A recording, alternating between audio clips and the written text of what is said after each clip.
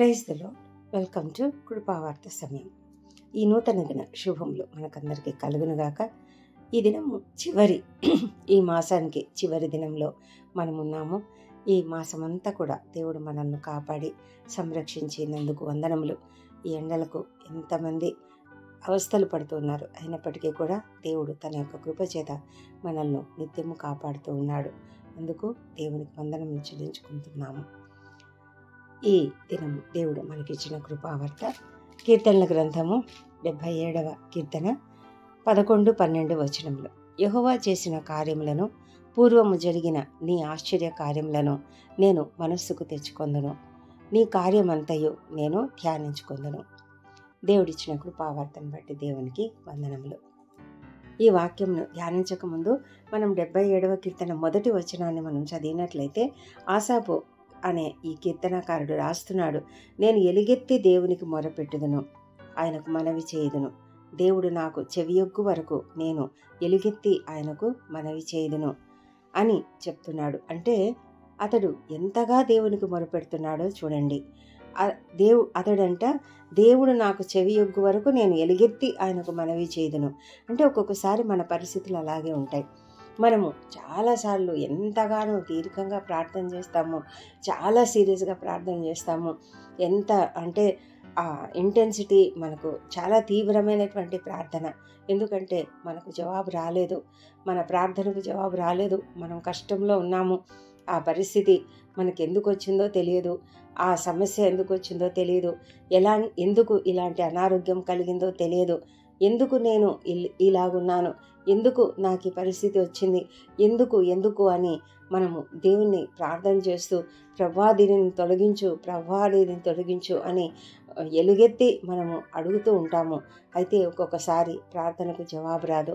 అప్పుడు చాలామంది ఏం చేస్తారంటే, ఇంకా ప్రార్థనకు జవాబు రాలేదు, కొద్ది కాలం చేస్తారు, ఆ తర్వాత జవాబు రాలేదు కాబట్టి ఇంకా దేవునితో కనెక్షనే వద్దనుకుంటారు.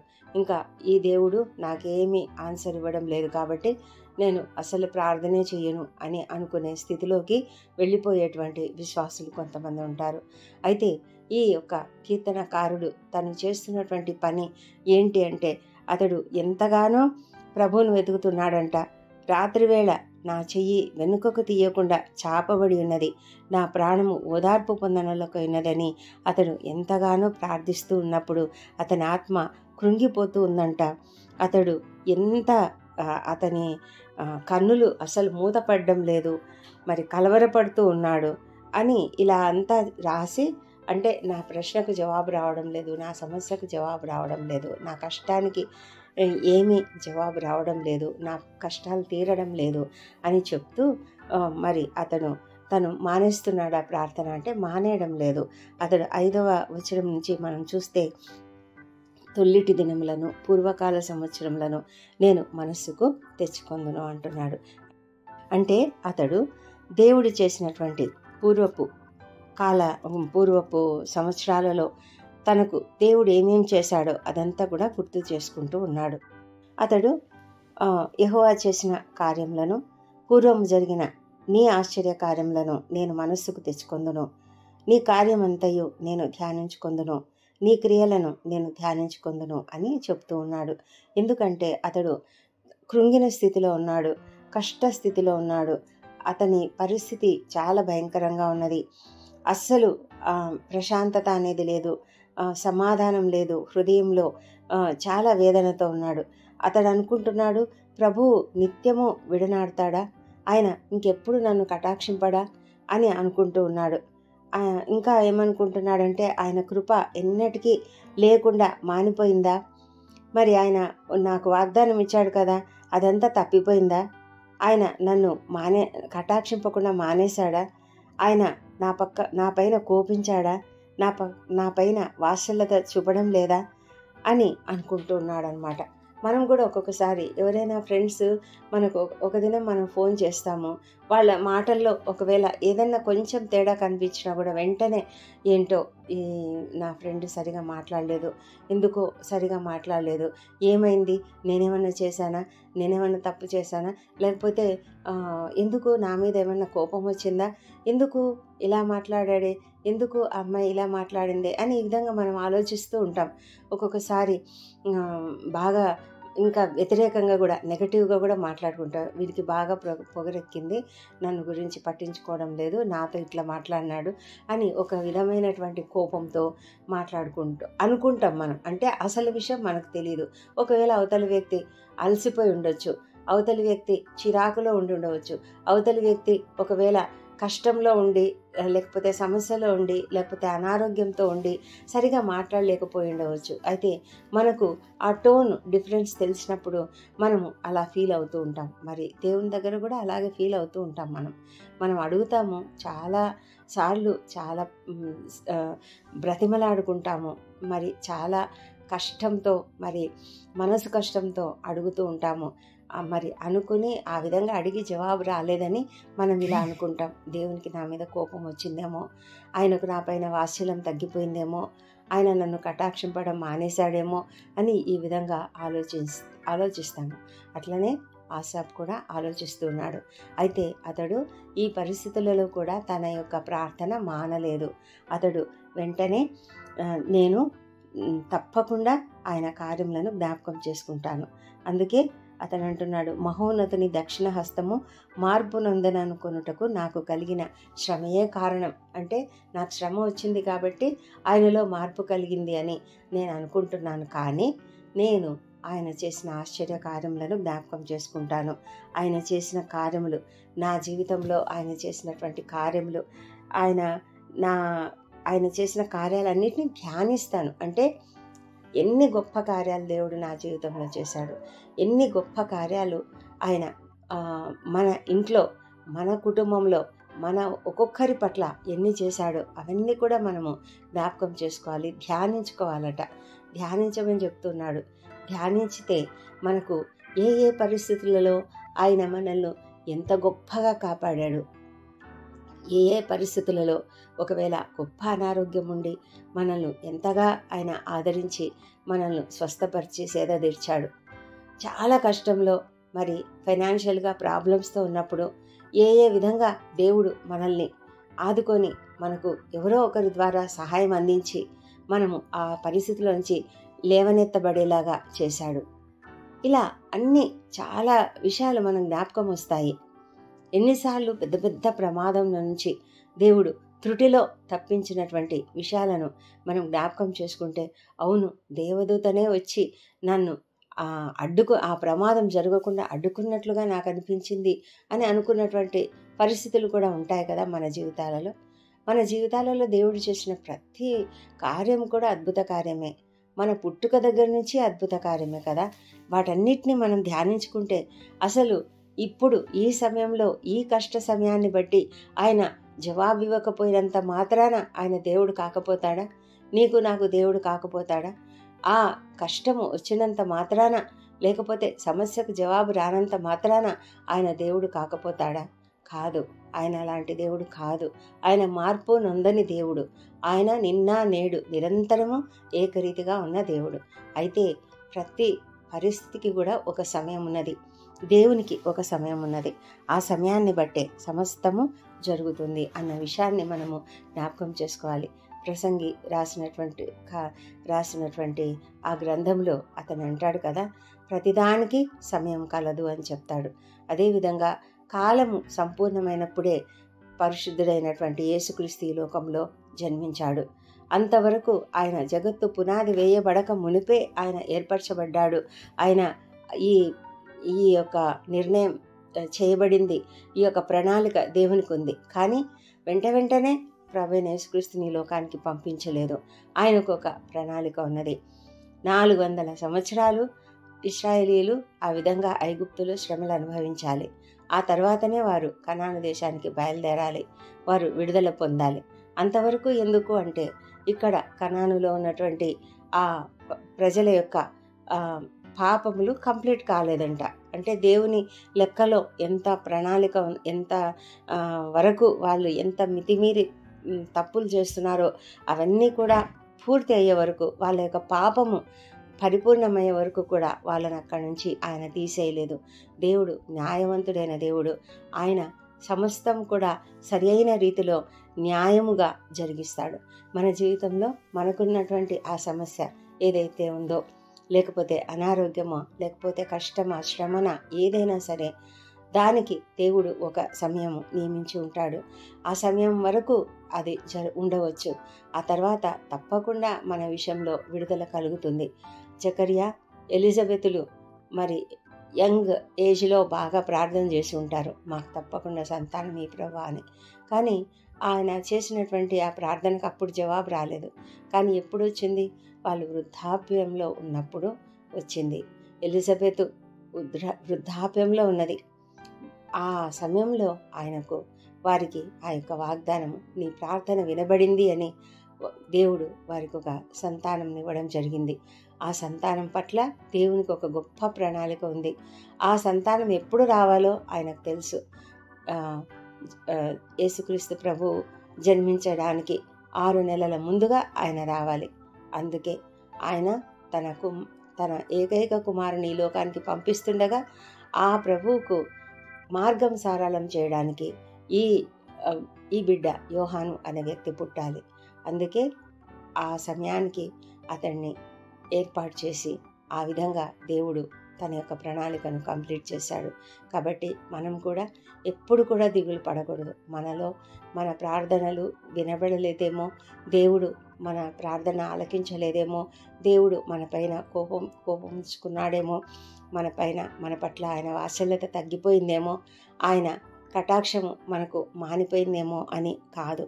కానీ ఆయన మహా గొప్ప దేవుడు, ఆయన ఆశ్చర్యక్రియలు జరిగించే దేవుడు. కాబట్టి ఆయన కొరకు మనం ఎదురు చూడాలి. ఆయన తప్పకుండా మనకు ప్రతి సమయంలో కూడా మనకు జవాబిస్తాడు. ఆయన మార్గంలో ఎలా ఉంటాయంటే, ఆయన మార్గము సముద్రంలో ఉంది. కనిపించిందా సముద్రంలో మార్గం? వాళ్ళకి ఎర్ర సముద్రము చీల్చబడక ముందు అక్కడ మార్గం ఉందని వారికి తెలుసా? తెలియదు. కానీ ఎప్పుడైతే దేవుడు ఆజ్ఞాపించాడో ఆ ఎర్ర సముద్రం చీల్చబడింది. వారికి ఆరిన నేల కనిపించి ఆ విధంగా మార్గము వారికి కనబడింది. ఆ విధంగా ఆయన త్రోవలు మహాచలములలో ఉంటాయట. ఎంత గొప్ప విషయం కదా! అద్భుతమైన విషయం. మన ఎదురుగా మన సమస్యకు జవాబు కనిపించటం లేదేమో, కానీ ఆయన ఎదుట ఉన్నది మార్గం. ఆ మార్గం కనిపిస్తుంది. ఆ మార్గం దేవుడు మనకు చూపిస్తాడు. ఆయన చేసినటువంటి ఆశ్చర్య కార్యాలని ధ్యానిద్దాం. ఆయన చేసినటువంటి ఆశ్చర్య కార్యాలని జ్ఞాపకానికి తెచ్చుకుందాం. ఆ విధంగా ఆయనను స్తుతిద్దాం. ఆయన తప్పకుండా మనకు మార్గం చూపిస్తాడు, మనకు ఆదరణనిస్తాడు. మనము గొప్ప దేవుడు కనుక ఆయన తప్పకుండా చేస్తాడనే విశ్వాసంతో ఎదురు చూద్దాం.